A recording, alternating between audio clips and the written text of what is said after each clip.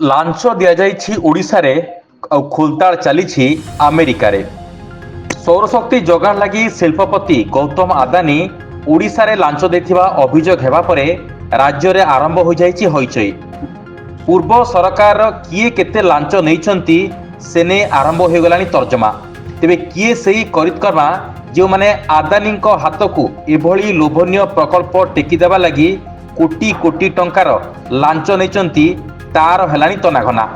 ଆମେରିକାର ଅଭିଯୋଗ ଅନୁସାରେ ଏ ଲାଞ୍ଚ କାରବାରରେ ଓଡ଼ିଶାର ନାଁ ଆସିବା ପରେ ପ୍ରଶାସନିକ ମହଲରେ ଏବେ ଭୟ ସୃଷ୍ଟି ହୋଇଛି।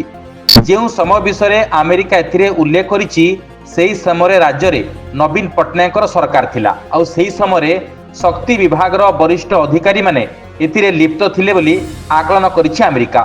ତେବେ ପ୍ରକୃତରେ କିଏ ଲାଞ୍ଚ ନେଇଛି ତାକୁ ଧରିବା ଲାଗି ଏବେ ଦାବି ମଧ୍ୟ ହେଲାଣି।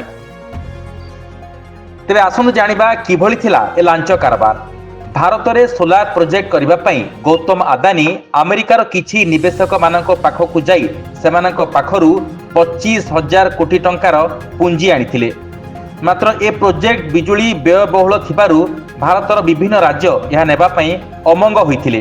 ମାତ୍ର ଏଇଥିପାଇଁ ଆଦାନୀ ପାଖାପାଖି 2200 କୋଟି ଟଙ୍କା ଭାରତର ବିଭିନ୍ନ ନେତା ଓ ଅଫିସରଙ୍କୁ ଲାଞ୍ଚ ଆକାରରେ ଦେଇଥିଲେ, ଯାହାର ପ୍ରମାଣ ଆମେରିକା ହାତରେ ଲାଗିଥିଲା। ଏବଂ ଏବେ ଖୋଲତାଡ଼ ପରେ ଆଦାନୀଙ୍କ ଉପରେ ୱାରେଣ୍ଟ ଜାରି କରିଛି ୟୁଏସ୍ଏ।